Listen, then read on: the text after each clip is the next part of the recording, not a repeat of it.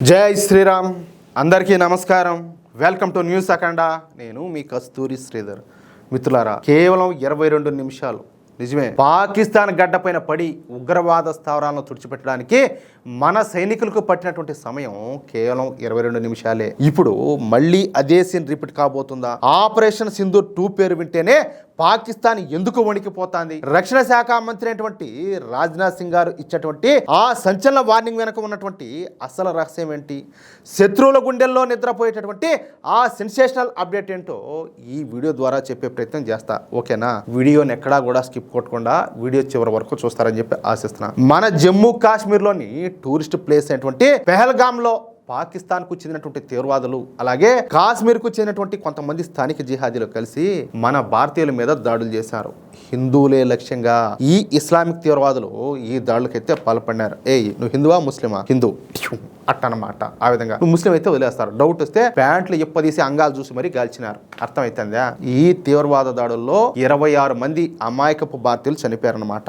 వాళ్ళలో హిందువులే 24 మంది ఉన్నారు. సరే, ఇక దీనికి కౌంటర్ గా మన భారత ప్రభుత్వం ఆపరేషన్ సింధూర్ అయితే చేపట్టింది. సింధూర్ అనేది మన భారతీయ సాంప్రదాయంలో, మన హిందూ సాంప్రదాయంలో స్త్రీల యొక్క మాంగళ్యానికి, గౌరవానికి చిహ్నం అనమాట. పెహల్గాం దాడిలో తమ భర్తలను కోల్పోయినటువంటి మహిళల వేదనకు, అలాగే దేశ గౌరవానికి ప్రతిరూపంగా ఈ పేరునైతే ఎంచుకున్నారు. మే 7వ తేదీ 2025న అర్ధరాత్రి దాటిన తర్వాత మన భారతీయ సైన్యం, అలాగే వైమానిక దళం సంయుక్తంగా పాకిస్తాన్ లోను, అలాగే పాకిస్తాన్ ఆక్రమిత కాశ్మీర్ లోని 9 ప్రధాన ఉగ్రవాద శిబిరాలపైన మెరుపు దాడులు అయితే చేసినాయి. కేవలం 22 నుంచి 25 నిమిషాల లోపు ఈ ఆపరేషన్ అయితే పూర్తి చేశారు. అంటే కేవలం 25 నిమిషాల లోపలే పాకిస్తాన్ లోని 9 తీవ్రవాద స్థావరాలను పూర్తిగా ధ్వంసం చేసి పారేశామన్నమాట.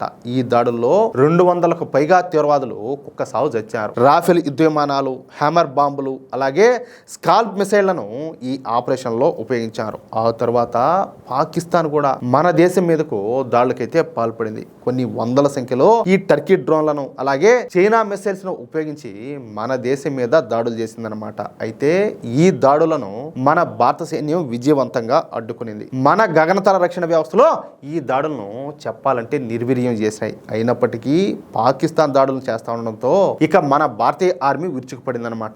ఇక పాకిస్తాన్ లోని రాడార్ స్టేషన్లను, గగనతల రక్షణ వ్యవస్థలను, కమాండ్ కంట్రోల్ వ్యవస్థలను పాకిస్తాన్ ఎయిర్ బేస్లపైన దాడులు చేసి వాటిలన్నింటినీ కూడా పూర్తిగా ధ్వంసం చేసి పారేశారు. దీంతో మన భారత్ దెబ్బకు తట్టుకోలేక పాకిస్తాన్ ఆర్మీ సరెండర్ అయిపోయింది. సరిగ్గా 88 గంటల్లోనే పాకిస్తాన్ మన భారత్కు ఫోన్ చేసి తమ పైన దాడులు చేయొద్దని, ఇకపైన మేము భారత్ పైన దాడులు చేయలేమని, మాకు ప్రాణభిక్ష పెట్టమని చెప్పేసి వేడుకున్నారు. అంటే వీళ్ళ బతికెట్టుంటుందంటే అందితే జుట్టు, అందకపోతే కాళ్ళు అనమాట. ఆ రకం వీళ్ళు. దీంతో మన భారత్ కూడా అన్ని విధాలుగా ఆలోచించి కొన్ని రోజుల పాటు ఈ ఆపరేషన్ సింధూర్ను హోల్డ్లో పెట్టింది. ఇక ఆ తర్వాత నుంచి మళ్ళీ పాకిస్తాన్ ఓవర్ యాక్షన్ దబ్బడం మొదలుపెట్టింది అనమాట. ఏ యుద్ధంలో మేము గెలిచినామంటే ఓయమ్మ వాళ్ళు ర్యాలీలు చేయను, వాళ్ళ పోకండాలు, వాళ్ళ స్టేట్మెంట్లు మామూలుగా లేవు. అరే అనవసరంగా ఆపి తప్పు చేశారు కదరా అనిపించిన తర్వాత మళ్ళీ భారత్ లో బాంబు దాడులు చేసేందుకు ప్రయత్నాలు అయితే ప్రారంభించింది. ఎవరు?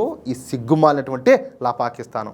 ఈ క్రమంలోనే ఈ మధ్యన 4 జైషే మహమ్మద్ తీవ్రవాదులను భారత్లోకి పంపించింది అనమాట. అయితే ఆ తీవ్రవాదులను మన భారతీయ బలగాలు ఎన్కౌంటర్ చేసి పారేసినాయి. ఇక మనం ఆపరేషన్ సింధూర్ ను ప్రారంభించి సంవత్సరం కావస్తున్నటువంటి సందర్భంగా ఇప్పుడు మన కేంద్ర రక్షణ శాఖ మంత్రి అయినటువంటి రాజ్నాథ్ సింగ్ గారు కొన్ని కీలక వ్యాఖ్యలు అయితే చేశారు. ఈ సందర్భంగా ఆయన మాట్లాడుతా పెహల్గాం ఉగ్రదాడికి ప్రతిస్పందనగా చేపట్టినటువంటి ఈ ఆపరేషన్ మన భారతదేశ సత్తాకు ఒక చిన్న నిదర్శనం మాత్రమేనని చెప్పేసి ఆయన పేర్కొన్నారు. పెహల్గాం ఘటన తర్వాత మన భారత సైనికులు కేవలం 22 నిమిషాల్లోనే పాకిస్తాన్ మోకాళ్ళ మీద కూర్చోబెట్టి ఉగ్రవాద స్థావరాలన్నింటినీ కూడా ధ్వంసం చేసి పారేశారు. ఆపరేషన్ సింధూర్ ఇంకా ముగిలేదని, పాకిస్తాన్ తన పద్ధతి మార్చుకోకపోతే తీవ్రమైనటువంటి పరిణామాలు ఉంటాయని చెప్పేసి ఆయన అయితే హెచ్చరించారు. ఈ ఆపరేషన్ సమయంలో మన భారతదేశం శ్రీకృష్ణుడు బోధించినటువంటి ధర్మబద్ధమైన పాలన, అలాగే శక్తి సూత్రాలను అనుసరించిందని, కేవలం నీతిని స్థాపించడమే దీని యొక్క లక్ష్యమని 10వ అంతర్జాతీయ గీతా సదస్సులో ఆయన అయితే తెలిపారనమాట.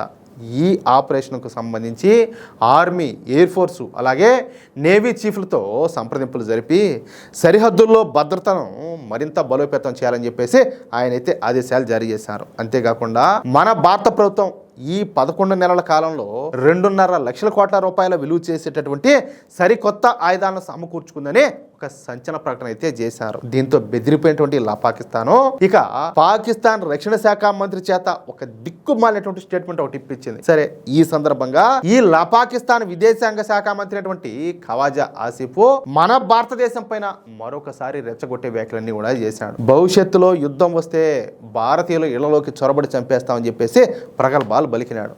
అంత దమ్ముండదా మీక? కాదులే, అంత దమ్ముండదా మీకు అంటాలే? కాదులే. ఒకప్పట్లో లాహోర్లో మా జెండా ఎగిరింది, గుర్తుందా మీకు? మర్చిపోయినారా? కాదు, ఏ దమ్ముతో ఏ ధైర్యంతో మాట్లాడుతున్నారు? కాదులే, కనీసం ఇప్పుడు ఆ పాకిస్తాన్ లో పెట్రోల్ డీజిల్ లేక పోలీసు బండ్లే నిలబడిపోయి తోసుకుంటున్నారు. అటువంటి పరిస్థితి కాదు. కనీసం మీ పోలీసు వాళ్ళకు, మీ మిలిటరీ వాళ్ళకు కూడా కనీసం పెట్రోల్ డీజిల్ లేవు. మీరేంద్రా మా మీద దాడులు చేసేదా? కనీసం పాకిస్తాన్ నుంచి మీ దేశం నుంచి కనీసం ఏమైనా బార్డర్కి వచ్చేదానికన్నా మీ బండ్లో డీజిల్ ఉండదా? మీ బతకలక ఏంది మీరు చేసేది? కనీసం మీ దేశంలో జనాలకు తిండికి తికాణా లేదు, అడక తింటారు, కట్టుకునేదానికి గుడ్డ లేదు, ఉండేదానికి కొంపలు లేవు. మీరేంది మమ్మల్ని చేసే బొచ్చ? మీరు మమ్మల్ని చేసేది పోరంబో ముండా కొడకలారా? మళ్ళీ మీలాంటి లఫంగ ముండా కొడకలు సపోర్ట్ చేసేవాళ్ళు ఈ దేశంలో మళ్ళీ కోట్ల మంది ఉన్నారు.